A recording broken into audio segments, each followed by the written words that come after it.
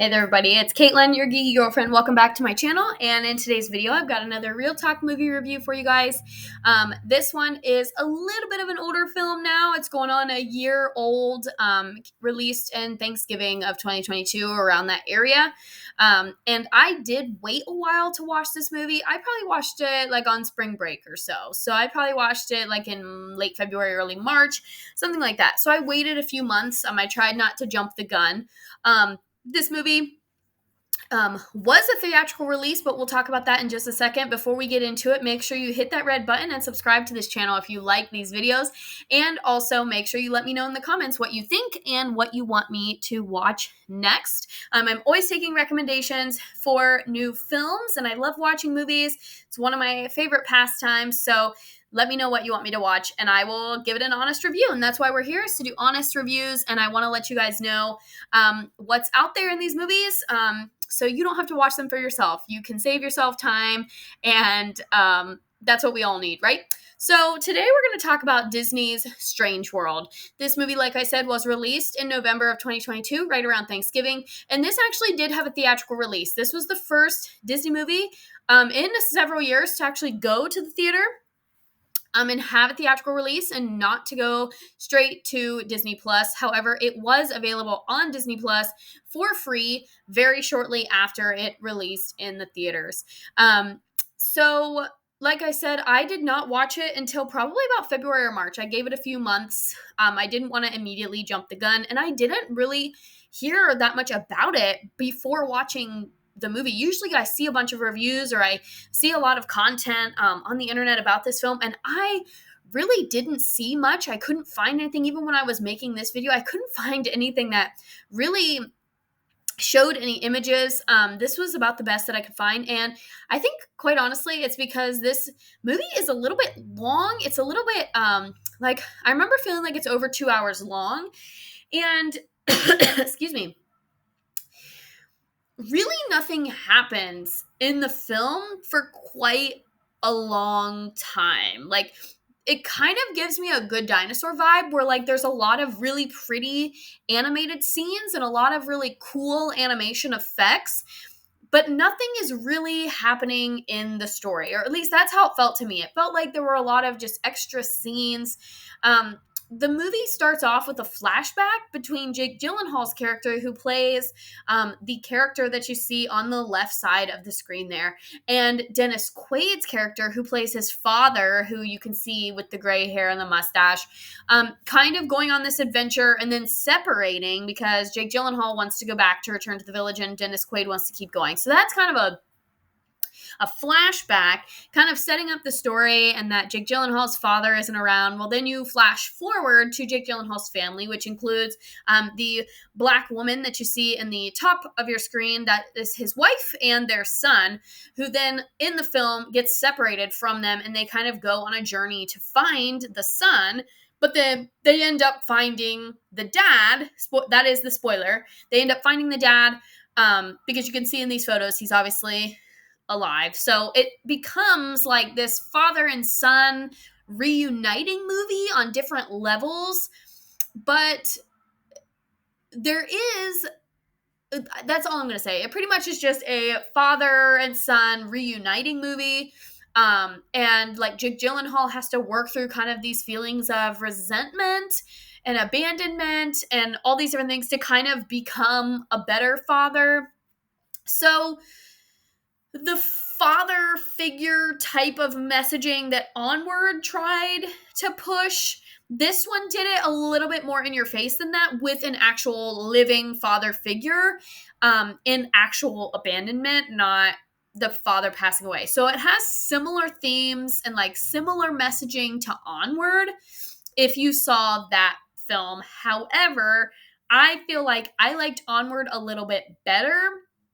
This movie has also, I'm just going to put it out there. Remember, this is an honest review. I'm not saying one way or the other you should or should not watch it. Obviously, I watched it, but this movie has received a lot of criticism and is being, excuse me, has been in the news recently due to a case of a teacher I'm pretty sure it was this movie, in the classroom.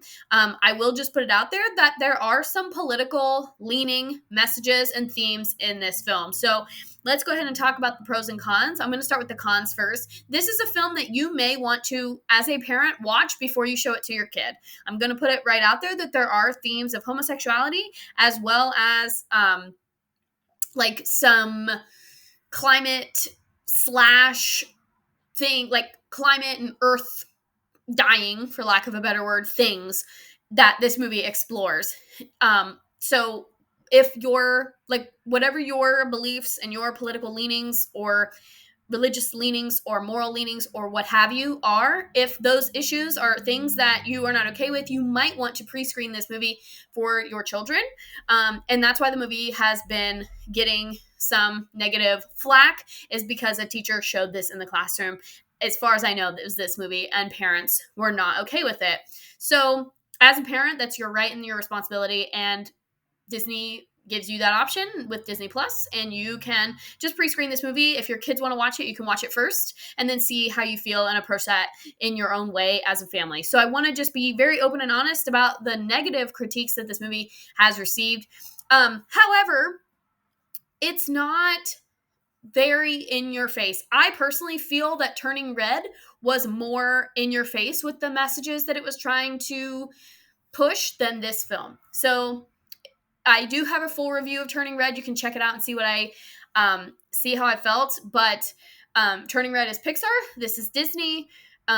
So just keep that in mind. Also, like I said, there are some political leanings slash messages that as an adult, you can read between the lines to see what the message is supposed to be. But as a child or as a teen, you might not recognize it if you were watching this on your own. So keep that in mind as well, that a lot of the messaging is subliminal. And as an adult, we can read through the lines, but children might not be able to do so. So again, that's your voice. Like, that's your right as a parent to decide if you want to show this movie to your kid or not. But just know that there are some messages that may be controversial to some families.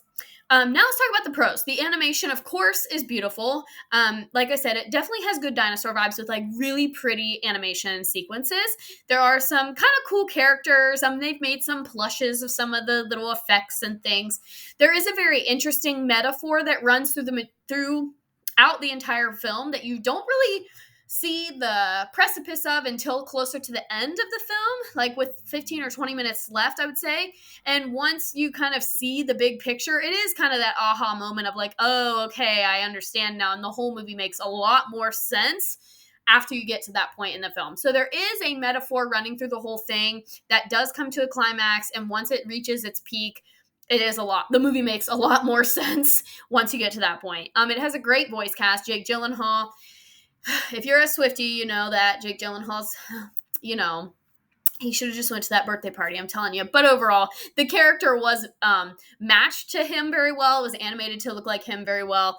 And this movie was better than Raya and the Last Dragon for me, by far. So, like, I would watch this again before I would watch Raya and the Last Dragon, despite some of the the controversial messages or the things that other people might not agree with. Raya doesn't necessarily have that, but I enjoyed Strange World better than I enjoyed Raya and the Last Dragon. So, and this is Disney's most recent animated movie that I'm aware of since Raya and the Last Dragon, with the exception of Frozen 2, which everybody knows that I love. So, if we're like throwing all three of those in there, Frozen 2 is obviously number one, but Raya and the Last Dragon was not very good. So I keep comparing Disney's newer movies to that, because I did not like that movie.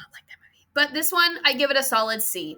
Would I watch it again? Maybe. I feel like I would watch it again if my own children or like my husband wanted to watch it. I asked Lucas if he wanted to watch it, and he didn't really show any interest. My family hasn't really, like my immediate family hasn't really shown interest in it, but I would probably watch it again if somebody I knew wanted to watch it. But it's not one that I'm like, oh my gosh, I have to turn on Strange World because it was so good, or it's so whatever. It was a solid okay. Like a solid, great animation, but it was just all right. So that's the end of this video, and that's the end of my review.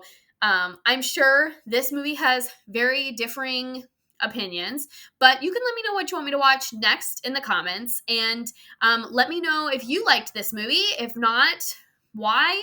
I love listening to why other people like things, so you can just let me know. But no hate or anything like that. Like, let's keep it very positive. Everybody's entitled to like and not like different movies for different reasons. So let's keep it civil.